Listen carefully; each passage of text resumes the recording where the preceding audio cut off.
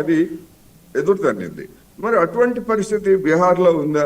కనుక అదే కనుక ఉండేట్లయితే అక్కడ కూడా ప్రత్యేకమైన ఫలితాలు వచ్చినా ఆశ్చర్యం లేదు. రైట్ సార్, మళ్ళీ మీ దగ్గరకు వస్తాను. ఒకసారి రియాజ్ గారి దగ్గరికి వెళ్తాను. రియాజ్ గారు, ఒక unfortunately Mohammed Anwar Nationalist Congress Party అభ్యర్థి రాత్రి ఆయన గుండెపోటుతోటి మరణించారు. ఇక్కడ జూబ్లీ హిల్స్ నుంచి కంటెస్ట్ చేస్తున్నారు.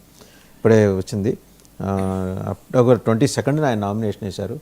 Very young, 40 years. సో ఇది ఏమన్నా మరి అంటే ఒక్కరోజు ముందు కదా, దీని మీద ఏమైనా ఇంపాక్ట్ ఉంటుంది? ఆయన పోలింగ్ అయిపోయింది కదా ఆల్రెడీ. పెద్దగా అది రాత్రి వచ్చిన న్యూస్, అది అప్పటికే పోలింగ్ అయిపోయింది, ఇంపాక్ట్ కాదు. కానీ ఇక్కడ విషయం ఏంటంటే బీహార్ విషయానికి వస్తే ఒక విషయం గుర్తుపెట్టుకోవాలి మనం. రోడ్లు ఓట్లు వేయండి, మనుషులు ఓట్లు వేస్తారు. ఇదే మన స్టూడియో చుట్టూ మనం ఒకసారి తిరుగుదాం, మీకు 100 మంది బీహారీలను నేను చూపెడతాను. ఇక్కడ బీహార్ పోదాం, ఒక తెలంగాణ మనం చూపెట్టుకోనండి, కూలీ చేసుకుంటారు, ఓట్లలో పనిచేసే వాళ్ళు. చర్చ అది కాదు. వలసలు ఎక్కువ ఉన్నాయంటే అర్థం ఏంటి? బీమార్ రాష్ట్రాలు కదా బీహార్, మధ్యప్రదేశ్, రాజస్థాన్, ఉత్తరప్రదేశ్ బీమార్ రాష్ట్రాలు. సౌత్ ఇండియాకు సంబంధించిన డెవలప్మెంట్ అంతా తీసుకుపోయి అక్కడ పెడతా ఉన్నారు.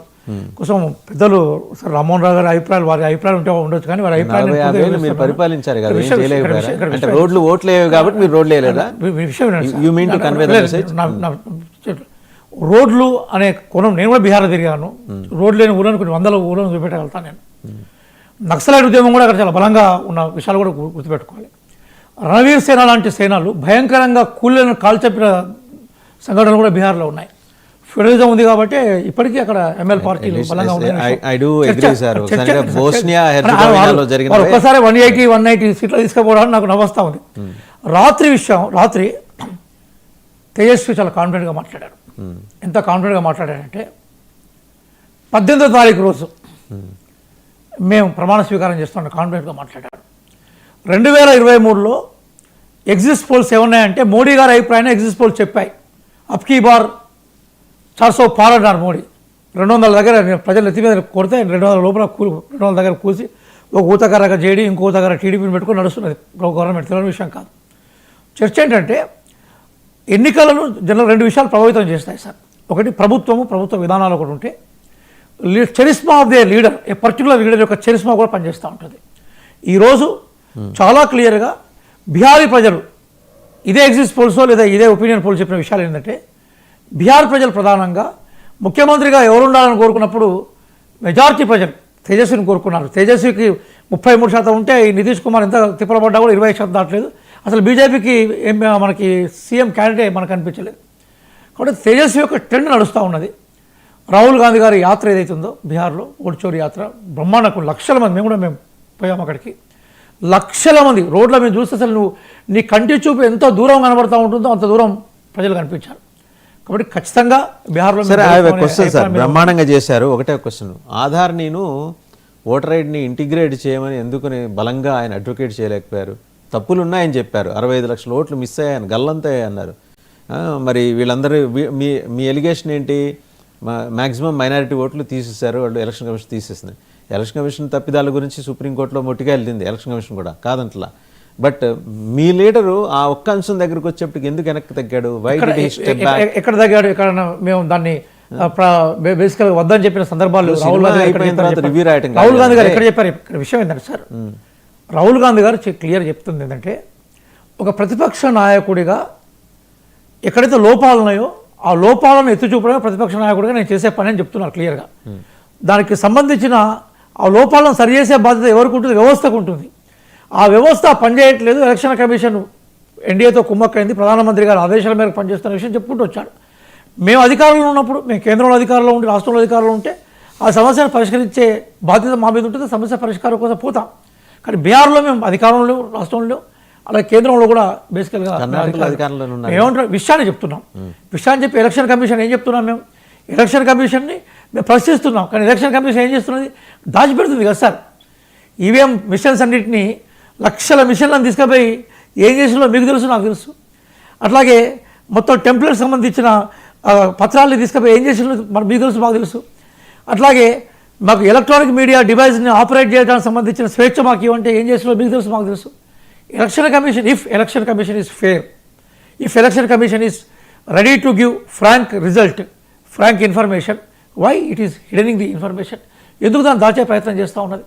సో ఇక్కడ ఏమన్నా దాని మీద ఎలక్షన్స్ కూర్చోకాలే, పక్కన పెట్టి మీ దాని మీద performance కూర్చోకాలే. మేము చెప్తున్నాం సార్, బీహార్లో మీ మేము పర్ఫార్మెన్స్ అసలు లెక్క చేయలేదు. అద్భుతంగా సార్, మీరు చూస్తున్నారు సార్, ఆర్జేడీ మిమ్మల్ని లెక్క చేయలేదు, ఇప్పుడు అది స్పష్టంగా కనిపించింది. సహజంగా ఆర్జేడీ పెద్ద పార్టీ బీహార్లో. మీకేమి వినండి సార్, వినండి. మీకు బాధ అనిపించట్లా? వినండి సార్, ఆర్జేడీ పెద్ద పార్టీ మీరు అంటే పెద్ద మీరు పార్టీ ఎవరే? సార్, సార్, ఎవరే? వినండి. నేషనల్ పార్టీ వినండి సార్, మీరు వినండి, వినే ఒప్పుకొని మీకు ఉండాలి కదా. భారతదేశంలో భారతీయ జనతా పార్టీని ఎక్కడ కూడా కాంప్రమైజ్ కాకుండా ఎదుర్కొన్న రాజకీయ పార్టీల్లో ఆర్జేడీ ఒక పార్టీ. ఎక్కడ కూడా భారతీయ జనతా పార్టీతో కాంప్రమైజ్ కాలేదు. సిపిఐ కానీ, సిపిఎం కానీ, ఆర్జేడీ కానీ, కాంగ్రెస్ పార్టీ కానీ, మిగతా రాజకీయ పార్టీలు అక్కడక్కడ బీజేపీతో రకరకాల కోణాల్లో అడ్జస్ట్ అయినా, ఇప్పుడు నేను చెప్పిన ఈ రాజకీయ పార్టీలు ఎక్కడ కానీ ఆర్జేడీ ఉంది. లాలూ ప్రసాద్ యాదవ్ గారిని మేము ఇప్పటికీ గొప్ప గౌరవిస్తాం, మా సోనియా గాంధీ గారికి గౌరవిస్తాం. అది బిగ్గెస్ట్. మేము దాన్ని ఏం హిడెన్ చేసి చెప్పాల్సిన అవసరం మాకు లేదు. ఎగ్జామినేషన్స్ ఎప్పుడు కాంగ్రెస్ పార్టీ చెప్పాలి, మాకున్న బలాన్ని మేము చెప్పుకుంటాం. ఇప్పుడు ఆయన మీరు ఇంతకుముందు ఒక టాపిక్లో ఏమన్నారంటే కాంగ్రెస్ పార్టీ కుచించుకొని పోతుందని ఒక మాట వాడారు. 2018 లోక్సభలో మా బలం ఎంత, 2000 అంతకుముందు మా బలం ఎంత, మొన్న ఎలక్షన్స్లో మా బలం ఎంత మీరు చెప్తే మేము కాంగ్రెస్ పార్టీ పెరుగుతుందా కొంచెం పెరుగుతుందని నిదర్శనం కనపడతా ఉంది. మరి 99 సార్లు వచ్చాం కదా. if you are- ఇక్కడ ఒక నిమిషం, మేము చెప్తున్నాం మీరే సార్, చెప్పండి. మేము 2023 మీరే చెప్పండి. If you are so mighty, why did you bank upon మేము RJD? చెప్తున్నాం సార్, మేము బీజేపీ లాగా mighty అంటున్నారు సార్, మేము కదా. బీజేపీ మేమంటున్నాం బీజేపీ లాగా మేము మొత్తం దేశమంతా మా పార్టీ ఉంటుంది, ఏక్ పార్టీ కా రాజ్ చలానే కే లియే తయారు నయ్యే. మేము భారతదేశం అనే ఒక సామాజిక వ్యవస్థ, రాజకీయ వ్యవస్థ ఏతుందో ప్రాక్టికల్ ఉండే ప్రయత్నం ఒకప్పుడు అంత బలంగా మేము లేము, ఒప్పుకుంటున్నాం. కానీ అదే సందర్భంలో ఈ దేశంలో ఫాసిస్ట్ శక్తుల వ్యతిరేకంగా పోరాడడం, రాజ్యాంగ వ్యతిరేక శక్తుల వ్యతిరేకంగా పోరాడడం, ఫాసిస్ట్ కాంగ్రెస్ పార్టీ శక్తులకి, హిందూ ఫాసిస్ట్ శక్తులకి? లేదు సార్, మాట్లాడండి. బీజేపీ మీరు హిందూ అనే పదాన్ని మేము గౌరవిస్తాం, మేము అందరం హిందువులమే సార్.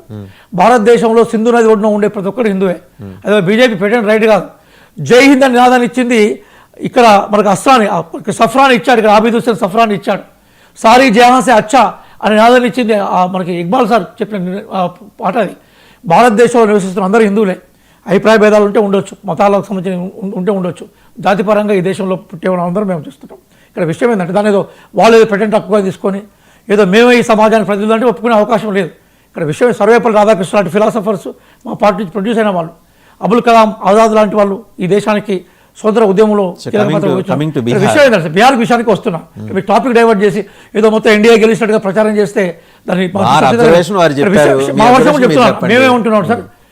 ఖచ్చితంగా ఇంకో గంట సేపు మనం వెయిట్ చేస్తే విషయాలు తెలుస్తూ ఉన్నాయి. We're very confident. బీహార్లో మా గఠబంధన్, మహాగఠబంధన్. ఎస్, తమిళనాడుకు వచ్చినప్పుడు డిఎంకే రోల్ ప్లే చేస్తుంది పెద్దగా, మేము అంగీకరిస్తాం.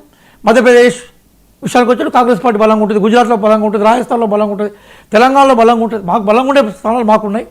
ఇదే నేపథ్యంలో ఎగ్జిస్ట్ పోల్స్ అనేది ఏదైతుందో నేతి బీరకాయలో నెయ్యి ఎంత ఉంటుందో ఎగ్జిస్ట్ పోల్స్లో అంతా ఉంటుంది. దాన్ని పెద్దగా తీసుకొని దాని ఆధారంగా చర్చ చేయాలని వ్యతిరేకిస్తాం. అదే నేపథ్యంలో ఖచ్చితంగా తేజస్వి యాదవ్ గారు ఏదైతే బలంగా, ఎందుకంటే ఇప్పుడు లిబరేషన్ పార్టీ కూడా మాతో కలిసింది, కాంగ్రెస్ పార్టీ రాహుల్ గాంధీ యాత్రకు అశేష స్పందన ఉంది. ఇవన్నీ మాకేం చెప్తున్నాయంటే బీహార్లో ఖచ్చితంగా మహాగఠబంధన్కి సంబంధించిన కూటమి ప్రభుత్వాన్ని ఏర్పాటు చేస్తారు. సరే, ఇంకొక ప్రశ్న రావు గారి దగ్గరికి వెళ్ళే ముందర, మజ్లిస్ ఏమో ఇక్కడ మీకు సపోర్ట్ చేస్తుంది, అక్కడేమో మీ మీద అలిగి క్యాండిడేట్స్ని పెట్టుకుంది, ఎందుకు కలుపులేపారు మజ్లిస్ని? ఇప్పుడు ఒక విషయం సార్, మజ్లిస్ ఎప్పుడు కాంగ్రెస్ పార్టీ సపోర్ట్ చేయలేదు సార్, గుర్తుపెట్టుకోండి. జూబ్లీస్కి సంబంధించిన వాళ్ళు క్యాండిడేట్ పెట్టలేదు. నవీన్ యాదవ్ విషయంలో వాళ్ళు కాంగ్రెస్ పార్టీ సపోర్ట్ చేస్తాన పదాన్ని ఉపయోగించకుండా నవీన్ యాదవ్ని బలపరుస్తున్నారు. అది ఒక రేర్ ఇష్యూ, దాన్ని జనరలైజ్ చేయకండి దయచేసి. మొత్తం టోటల్గా తెలంగాణ, ఉమ్మడి ఆంధ్రప్రదేశ్ చిత్రం చూసినా కూడా మజ్లిస్ పార్టీ జనరల్గా ఎవరు అధికారులు ఉంటే వాళ్ళతోటి కొంచెం ఫ్రెండ్లీగా ఉండే ప్రయత్నం చేస్తుంది. అది టీడీపీతో అట్లా ఉన్నది, కాంగ్రెస్తో అట్లా ఉన్నది, అలాగే టీఆర్ఎస్తో అట్లా ఉంది. ఇప్పుడు మళ్ళీ మేము పవర్లోకి వచ్చేవాడు మాతో ఉన్నది. కాబట్టి మజ్లిస్ ఏదో జూబ్లీస్లో సపోర్ట్ చేస్తే ఆల్ ఇండియా లెవెల్లో ఏదో మజ్లిస్ కాంగ్రెస్తో సపోర్ట్ చేసిన విషయాన్ని మేము తిరగలేదు సార్. చూపెట్టండి, ఓవైసీ గారు మా కోసం తిరిగిన ఒక ఫోటో చూపెట్టండి. నేను స్టూడియోలో నుంచి చప్పట్లు కొట్టుకొని తిరగలే సార్. నేను ఇన్ఛార్జ్ సార్, నేను ఇన్ఛార్జ్. మీరు నామినేషన్ చేసే రోజు తరసపడ్డప్పుడు అభినందించారు, నవీన్ యాదవ్ సపోర్ట్ చేస్తున్నారు. బీహార్ వ్యతిరేకంగా తిరిగారు కదా. బీహార్లో ఓవైసీ కాంగ్రెస్ ఓడించమని పిలిపించాడు, కాంగ్రెస్ ఓటేమని పిలిపిల్లాను. బేసికల్గా బీహార్లో కానీ ఉత్తరప్రదేశ్లో కానీ ఓవైసీ ఏం చేస్తున్నారో ఆ విషయం సరే, అది ఇప్పుడు నేను ప్రస్తావనలో తీసుకోవడానికి నేను ఇప్పుడు సిద్ధంగా లేను. కానీ ఆయన ఓవైసీ ఆల్ ఇండియా రామ్మోహన్ రావు గారు 186 అన్నారు, మీరు మహాగఠబంధన్కి మేము అధికారంలోకి వస్తాం సార్. ఇంకొక గంట సేపు ఇప్పుడు తినబోయే ముందు రుచేందుకు ఇంకొక బహుశా 9 o'clock వరకు ఫస్ట్ ట్రెండ్ బయటకు వస్తుంటుంది. ఆ ట్రెండ్లో మహాగఠబంధన్ ఏదైతుందో అది బలంగా ఉంటుంది. ఇంకోసారి నేను ఒక విషయం చెప్పాను బలంగా, మా విశ్వాసం ఏంటంటే తేజస్వి యాదవ్ను మేము ముఖ్యమంత్రిగా ప్రకటించిన తర్వాత ఓటర్లు నితీష్ వర్సెస్ తేజస్వి లాగానే ఓటింగ్ చూశారు. ఎక్కువ మంది తేజస్విని ఒప్పుకున్నారు కాబట్టి డెఫినెట్గా, ఎందుకంటే నితీష్ కుమార్ ఒకప్పుడు ఆర్జేడీ పెద్ద పార్టీగా అవతరించిన జేడీ సెకండ్ ప్లేస్లో ఉన్న ముఖ్యమంత్రి పదవిని నితీష్ కుమార్ కోసం త్యాగం చేసిన చరిత్ర లాలూ ప్రసాద్ యాదవ్ కుటుంబాన్ని. కాబట్టి ప్రజలు డెఫినెట్గా వాళ్ళకున్న మచ్చ కూడా ఉంది కదా, జంగిల్ రాజు మచ్చ ఉంది కదా, సార్ జంగిల్ రాజు మచ్చ ఉంది కదా, మీకు అదే భయపడుతున్నారు. మోడీ గారితో పోలిస్తే, అమిత్ షా గారితో పోలిస్తే ఈ దేశంలో బీసీలు ముఖ్యమంత్రులు కావడం ఏ మీడియాకైతే ఇష్టం లేదో వాళ్ళని అట్లా చేశారు. లాలూ ప్రసాద్ నా ఉద్దేశం హీరో సార్. నా ఉద్దేశం హీరో ఎందుకోసం అంటే మేమంతా ఊర్లో నుంచి వచ్చినాం సార్. లాలూ ప్రసాద్ యాదవ్ చిన్నప్పుడు బర్ల మీద ఎక్కి, గొర్రెల మీద ఎక్కి ఫోటోలు దిగి హెలికాప్టర్ చూసి చప్పట్లు కొట్టిన అతను తర్వాత రైల్వే మినిస్టర్ అయినాడు. మాలాంటి వాళ్ళకు లాలూ ప్రసాద్ ఏదో హీరో సార్. జంగిల్ రాజు ఎవరికైతే లాలూ ప్రసాద్ లాంటి సామాజిక వర్గాల నుంచి వచ్చిన వాళ్ళు ముఖ్యమంత్రి కావాలి ఇష్టం లేదు, వాళ్ళకి జంగిల్ రాజు కనబడుతూ ఉంటుంది. ఉత్తరప్రదేశ్ కన్నా బేకార్ అయినా సార్. ఉత్తరప్రదేశ్లో యోగి ఆదిత్యనాథ్ రాజ్యం ఏంటి, అదేమన్నా పెద్ద గొప్ప ఆదర్శపడుతున్న రాజ్యం, అది ఇష్యూ అది కాదు. ప్రచారం చేసి జంగిల్ రాజు అనే పదమే చాలా తప్పుడు పదం. లాలూ ప్రసాద్ యాదవ్ టైంలోనే మొట్టమొదటిసారిగా భారతదేశంలో ఒక బీసీ రెవల్యూషన్కి, మండల్ కమిషన్కి బీజాలు పడ్డాయి. ఇప్పుడు కూడా ఇప్పుడు ఈ సామాజిక వర్గాల నుంచి బయటికి ఈ నాయకులు వచ్చిందంటే దాని వెనక Lalu Prasad Yadav real hero and hero. Rammohan Rao గారు, సో న్యాచురల్లీ పాప ఆయన కాంగ్రెస్ పార్టీ కాబట్టి వాళ్ళ సిద్ధాంతాన్ని ఆయన అడ్వకేట్ చేసుకున్నారు, జస్టిఫై